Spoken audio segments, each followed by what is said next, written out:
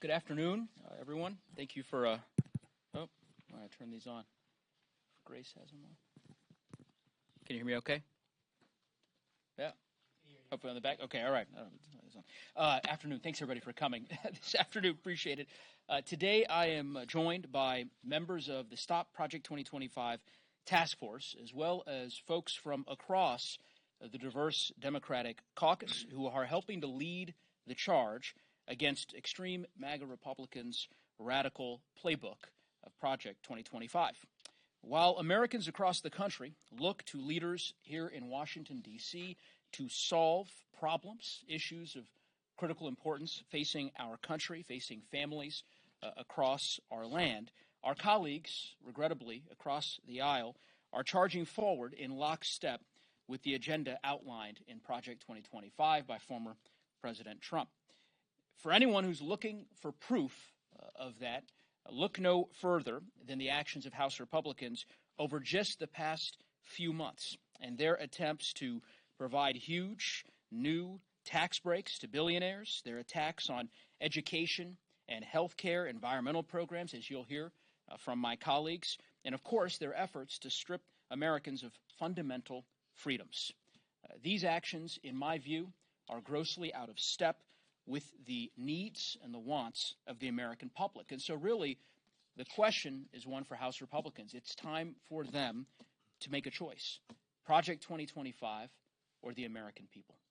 And it's regrettable that they have thus far chosen the former. Perhaps best evidenced, by the way, by the actions of the House Republican caucus just yesterday in putting together a partisan, extreme continuing resolution, ultimately threatening a government shutdown and being incapable of even getting that extreme measure out of the House. With all that being said, I'm pleased to now hand over the reins here to the chairman of the Project 2025 Task Force, someone who's been leading this effort in the House over the course of the last 7 months, and that's Congressman Jared Huffman from California. Thank you very much, Assistant Leader Nagoose, and thanks everyone for being here. Joe, thank you for making Trump's Project 2025 the focus of this month's press conference. I co-founded the Congressional Stop Project 2025 Task Force back in the early summer. Why did I do that? Well, I have served in Congress for 12 years now, and during that period I have seen some pretty wild antics from Republicans in the House, attempting to chip away at our democratic institutions, trying to roll back decades of progress. I have seen the chaos and the division that Donald Trump has infused into our politics, including violent rhetoric and extreme policies that are completely beyond the pale of anything that has ever tried to pass for conservatism. But nowhere have I seen anything that compares to the threat to our democracy, to our individual rights, to the well-being of most Americans that is posed by Trump's Project 2025. Now, anyone who familiarizes themselves with this document can see for themselves that it is an unprecedented takeover plan. It tries to gut critical checks and balances that hold our democracy together. It proposes rolling back fundamental rights, imposing draconian policies that are deeply unpopular with most Americans, and it proposes an unprecedented level of government control and control over our lives, the lives of every person who calls America home. House Republicans, though, are not waiting for a second Trump presidency to get started on this agenda. Everywhere you turn in this Congress, extreme MAGA Republicans are working straight out of the pages of Project 2025. We're seeing it in committees, at roundtables. Every single day we see it on the House floor. Climate action, protections for the middle class, social safety nets, and abortion rights have all been on the chopping block in this Republican majority. And it's like they have lifted their entire legislative agenda right out of the pages of Project 2025. So sunlight, we know, is the best disinfectant. That's why our task force, along with the DPCC and many of our House Democratic colleagues, have been focused on doing something very simple but critically important, showing people what's actually in Project 2025, helping them just understand it, bringing it out of the shadows. If we make sure that every American knows the truth about what Trump and his allies here in Congress are planning and doing, we believe that is the best way to stop this dangerous agenda. Now, it's important to think about how a second Trump presidency would be different than the first time around. He now has absolute immunity, thanks to his radical Supreme Court. We know he will not have adults in the room next time around. His administration would not have any institutionalists to push back against his dangerous impulses. And unlike the chaos and lack of planning that marked his first presidency, he now has Project 2025, a very detailed strategic blueprint for not only advancing extreme policies, but for eliminating and circumventing all of the checks and balances and guardrails that might stand in his way. And this is very important. As disturbing as all of this is, it's important to remember that we've only seen the tip of the iceberg when it comes to Project 2025. Because on top of the 922 pages that they have actually published, that you can look up for yourself on the internet, they also have an extensive personnel program, including a resume database chock full of MAGA loyalists, a training academy to indoctrinate them. They call this their army. These are political operatives that they would use to repopulate the federal workforce after they have purged tens of thousands of civil servants. And perhaps the most concerning part that they won't show us, that they don't like to talk about, is the secret fourth pillar of Project 2025. This is their unreleased playbook outlining the steps for Trump's first 180 days in office. Now, Congresswoman Ayanna Pressley and I have been working on this. We reached out to the Heritage Foundation last month demanding that they come before Congress, that they show the American people this part of their plan, this fourth pillar. And to no one's surprise, the architects of Trump's Project 2025 have ignored our request for transparency. We think the public deserves to know what executive orders, what emergency declarations, and other presidential directives have been secretly prepared for Trump to make good on his vow to be a day one dictator. So, today our Stop Project 2025 task force has launched a tip line to gather any and all information about the hidden fourth pillar.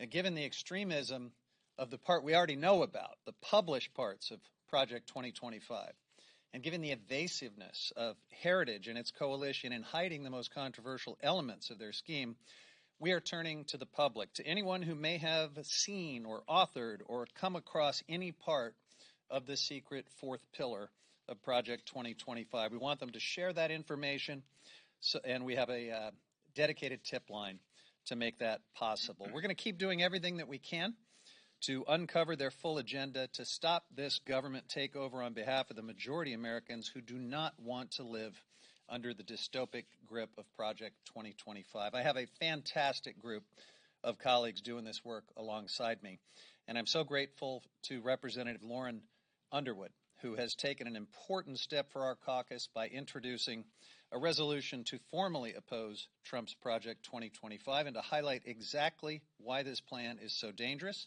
And so to hear more about that, I'd like to hand it over to Lauren Underwood. Well, good afternoon. Thank you all for joining us.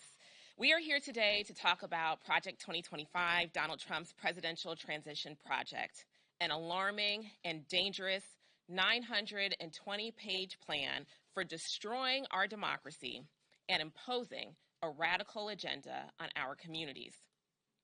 I introduced House Resolution 1386 to condemn Donald Trump's Project 2025 because this plan strikes at the heart of our democracy as we know it. Project 2025 would take away our fundamental freedoms and radically alter the life of every American. Under this plan, women who seek abortions and the doctors who provide them could be jailed. The federal government would have the right to monitor our menstrual cycles, and fertility services like IVF would be banned. Working families and seniors would be devastated with deep cuts to Social Security and Medicare, making Americans work longer for less. Cuts to school meals for kids, eliminating Head Start for preschoolers, firing public school teachers across the country, on and on and on. And all of this just to hand massive tax breaks to billionaires, CEOs, and the biggest corporations. This plan is extreme in the truest sense of the word, and it does not reflect the values of our communities. Full stop.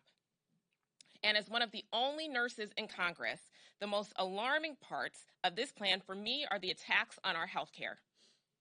It calls to eliminate provisions for people with pre-existing conditions like myself. It proposes a new tax on the people who get their health coverage from work, and it would cause the cost of prescription drugs to skyrocket. To put it simply, Donald Trump's Project 2025 will make more Americans sick and without the coverage they need to take care of themselves. When people tell you who they are, we must believe them. This document is not an abstract, rough draft collection of ideas. This document is a radical, detailed plan to seize power, to take over our government, and to completely change our way of life. It is 920 pages that outline exactly who Donald Trump is and where Republican priorities lie. It is dangerous for America, it is dangerous for our families, and it is dangerous for our communities. For more, I'll turn it over to my colleague, Kathy Castor. Well, good afternoon, everyone. I'm Congresswoman Kathy Castor of Florida, and I'm here to talk about what is in this radical Project 2025 plan when it comes to the public health, climate, and clean energy. But let me start by saying I'm so proud to stand here with my colleagues who have been working day in and day out here in the Democratic caucus to lower costs, to grow the middle class, and build a safer, healthier America. And it's so important that we have organized a Project 2025 task force because folks across the country, they've heard of this, but they don't really understand how it's going to impact them in their day-to-day lives. And my message is hold on to your wallet, Americans, because if Project 2025 is enacted, you're going to be paying more. And let's talk about that, what that means when it comes to our environment. Project 2025 contains these very, very outlandish and expensive proposals, things that are going to raise costs and they're going to increase pollution. They want to make it easier to pollute in America. Now, I think Americans value clean air, clean water, cleaner, cheaper energy. What Project 2025 proposes is to take the cops off the beat at our Environmental Protection Agency, to eliminate the cops at EPA who enforce our clean air, clean water laws across the country. That impacts our health, especially communities that are on the front lines of polluting power plants and other dirty plants. They want to fully repeal parts of the tax code that are putting money back into people's pockets when it comes to clean and renewable energy. They don't like this one bit. Remember, we didn't get one Republican vote on the Inflation Reduction Act, that historic law that is putting money back into pocketbooks across the country. In fact, the Treasury Department reported just last week that if you take only the energy efficiency home improvement section, which are the heat pumps when your AC goes on the fritz, insulating your home, cheaper and more efficient appliances, and then if you want to afford solar, make that affordable. Already, just in 2023, that Inflation Reduction Act put $8 billion back into the pockets of American families at a time they could really use it. Project 2025 also in addition to proposing to take all of those savings away from American families, it'll gut what we're trying to do to counter the Chinese Communist Party in this great competition on who's going to build the electric vehicles of the future. We want to build those here in America. We build the best cars in the world, and we're not going to cede leadership in that industry to the Chinese Communist Party. I think the one section that has gotten a lot of attention because it is so outlandish is Project 2025 would eliminate the National Weather Service under NOAA. So I know everyone here, especially Rhett Fletcher from Houston, but every American, you rely on the National Weather Service for up-to-date forecasts. I know I do. Right now, we're watching what could happen in the very hot waters of the Atlantic and the Gulf of Mexico. These storms spin up so quickly. There's no way that the American people would support a privatization, a sellout of basic weather information. They're not going to go with this radical Project 2025 plan. But it's not just about the weather. It's about your wallet. Thanks to the Inflation Reduction Act that Project 2025 proposes to rip out from under Americans, we have a booming clean energy economy. Manufacturing is back in America, all across the country. New clean energy jobs. We estimate that just over the past 2 years, over 334,000 new jobs have been created in the clean energy economy. But if Project 2025 and the folks, the GOP has their way, that manufacturing boom will come to a stop. We're not going to allow the special interests to have control through Project 2025, through the playbook written by the big oil companies. And how do we know who's really behind this? Think back to May of this year, when the former president was at Mar-a-Lago and hosted big oil lobbyists and executives for a meeting. And he promised them, if you give me $1 billion, we'll follow through on repealing all of those savings for American families in clean energy and energy efficiency manufacturing. House Democrats, we're not willing to sell out the American families and businesses. We're here to stop Project 2025 and make sure that you can live your life with lower cost, a growing middle class, and a thriving economy.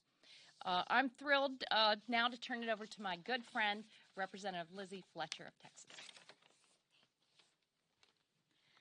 Well, thank you so much, Congresswoman Castor. Thank you, Assistant Leader Neguse. Thanks to all of my colleagues up here, of course, Congressman Huffman for your leadership on this task force, Rep. Underwood for your resolution that you've introduced, and of course, I'll be glad to turn over in just a minute to my friend Chris DeLuzio. But first, I really appreciate the opportunity to be here and to talk more about our Democratic resolution led by Representative Underwood to oppose Project 2025, because it says important things that the American people know and must know about the things that they care about. And we've heard a little bit already. I just want to take a couple minutes to talk about something that we've heard referenced already, that if the plans outlined in 2025 are implemented, it would strip away Americans' most fundamental rights and freedoms. It would criminalize abortion nationwide. Doesn't matter where you live, it would criminalize abortion nationwide. It would block access to abortion pills and to medical equipment. It would restrict access to birth control. That's right. We're not talking about abortion. We're talking about birth control, contraception, whatever you call it. It would restrict access to birth control. And it would even ban fertility services that help families that are struggling, that are trying to get pregnant, like in vitro fertilization or IVF. It would even allow the government to monitor pregnancies and their outcomes. That really bears repeating. I know of no one who wants the government monitoring their pregnancies and their outcomes, with the possibility, of course, of prosecuting women who have miscarriages, which is a very, very common and often devastating outcome of a pregnancy. And I know that this can happen, as outlandish as it sounds, because we have seen these policies implemented in my home state of Texas, where abortion is banned even in cases of rape and incest, and where women and families are in crisis. In our state, women are being turned away from hospitals and told to come back when they're sicker, when they're experiencing sepsis, when they're closer to death, because that is when doctors might be able to treat them, because otherwise doctors fear being prosecuted for treating them. Yesterday, we saw tragic reporting on deaths of Georgia women that show how these cruel laws are killing women and devastating families in states across our country. And make no mistake, Project 2025 makes this a reality for women in all 50 states, banning abortion nationwide and punishing women. Project 2025 is the blueprint for a second Trump presidency. Don't be fooled about that either.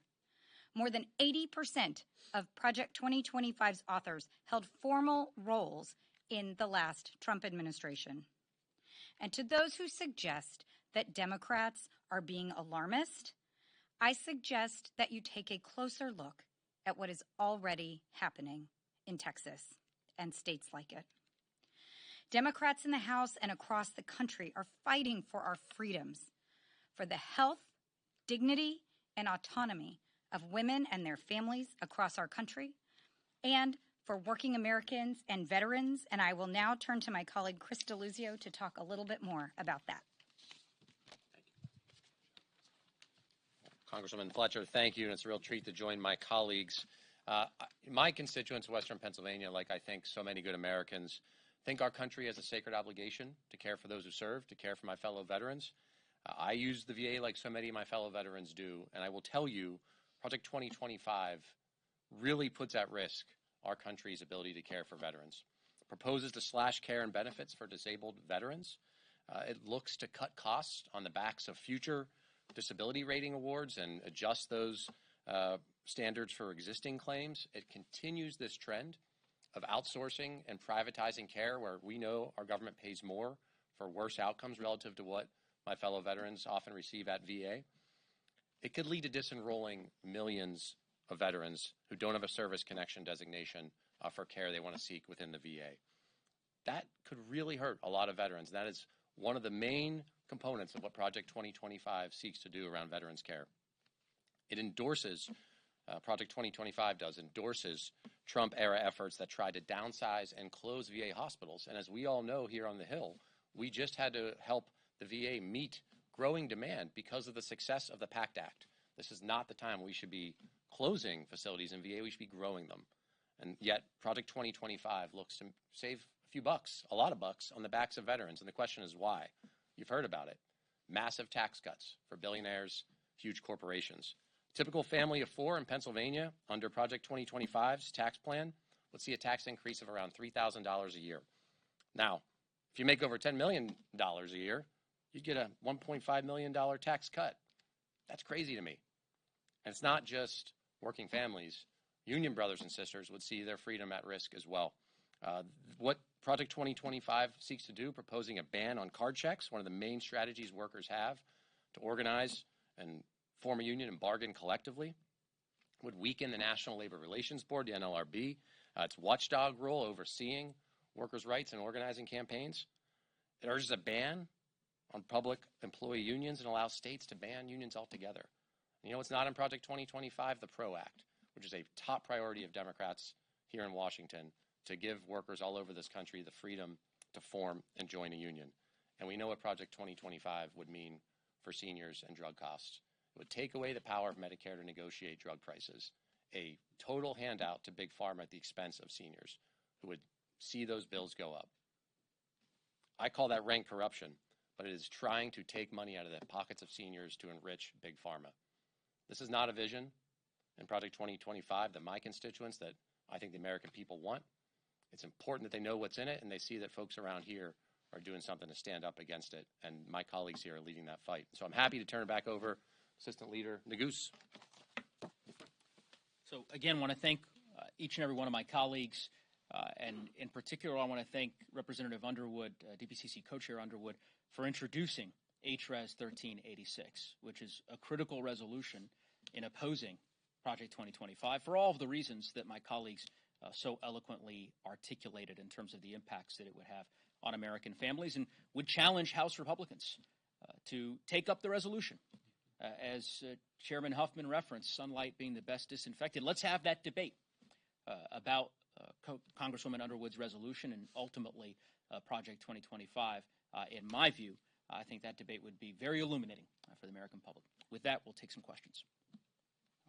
Max? Do you think the Democratic efforts to bring, as you said, sunlight to Project 2025 is making an impact with some voters who might not follow politics as closely as we do here in D.C.? Yeah, I'd say a couple things. One, it is clear the more the American public learns about Project 2025, the more they oppose it.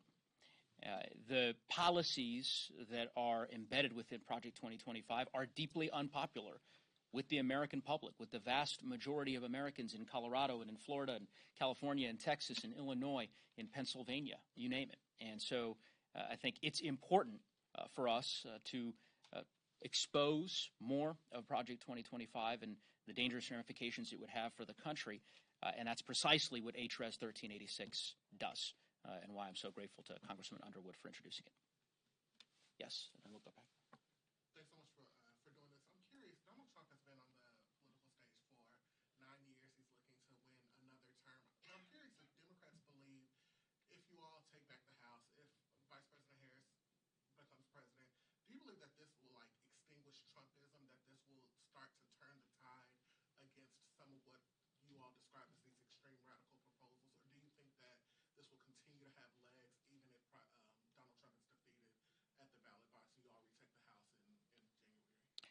I would just simply say I'm not going to opine on the election, from this podium, and so I would say House Democrats are focused on a hopeful, optimistic agenda. That's what we've been focused on from day one of the 118th Congress, putting people over politics, growing the middle class, lowering costs, building safer communities, ultimately the values and the issues that Americans care most about.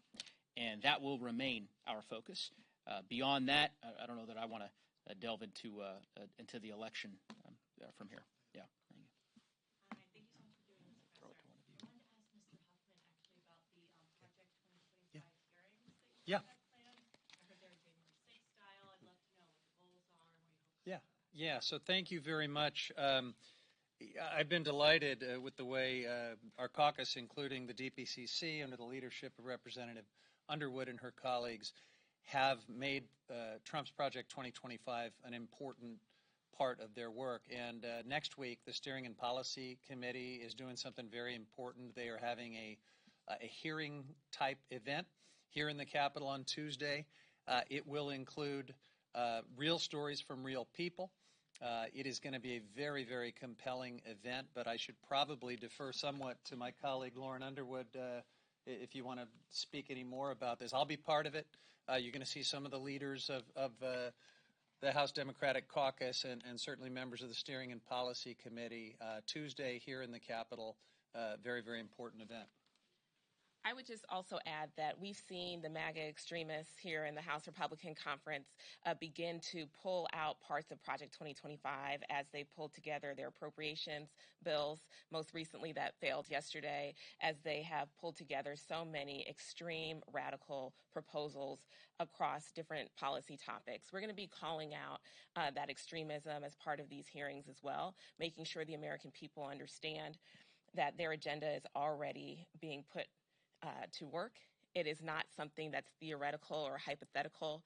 The House Republicans have begun legislating Project 2025. That last point is such an important one. It's I don't think it can be overstated. The legislation that we are taking up this week is inspired by Project 2025. You can find particular examples and trace them back from the resolutions that we voted on yesterday to specific pages within this 900-page radical playbook. So, yes. And then you. Congressman,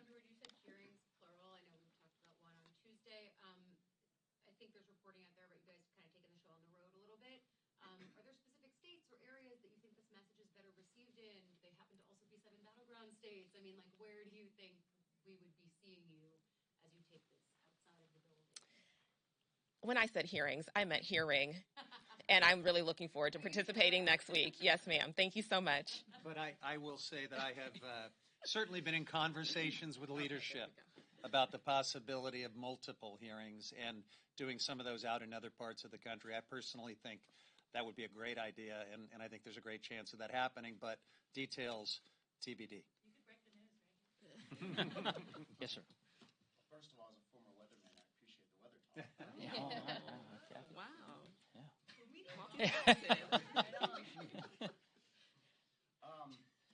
Donald Trump has consistently tried to distance himself from Project 2025.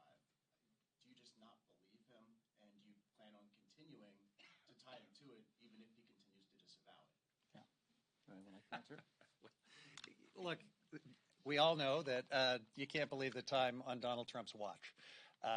He's said a lot of things, and on Project 2025, until very recently, he and Republicans at the highest level of their party were embracing and praising this effort by not just Heritage, which has always had a tremendous amount of influence into their policy agenda, but over 110 leading MAGA groups, including groups that, some of our colleagues here in Congress have worked for in their prior lives. I'm talking about Speaker Mike Johnson, but many, many others. This is the inner MAGA circle that put this thing together. You've seen the numbers. I mean, you don't have to take Democrats' word for it, but hundreds, over 100 of the authors, editors, and contributors of this document came right out of Donald Trump's inner circle. He's on film talking about how this is going to be an important blueprint for their movement. So, look, they've definitely figured out that it's toxic with the American people. But that doesn't mean we should believe them when they fabricate about having nothing to do with it. I would just simply add, and HRES 1386, I think, speaks to this broadly. The Republican Study Committee, of course, which the vast majority of the House Republican Conference are members, published a budget a year ago that includes some of the same gutting of core federal programs that Project 2025 includes. So this notion that they're not connected and now, as Congressman Huffman said, this attempt to disassociate themselves from it, I think, is a failing one. But I need to give you one more little piece of this because it's just fun. It's just fun. Up until our Stop Project 2025 task force got rolling and the American people started tuning in to what's actually in this document, Donald Trump's super PAC had reserved a website that was Trump Project 2025 that went right to his super PAC. They were embracing this thing in every possible way.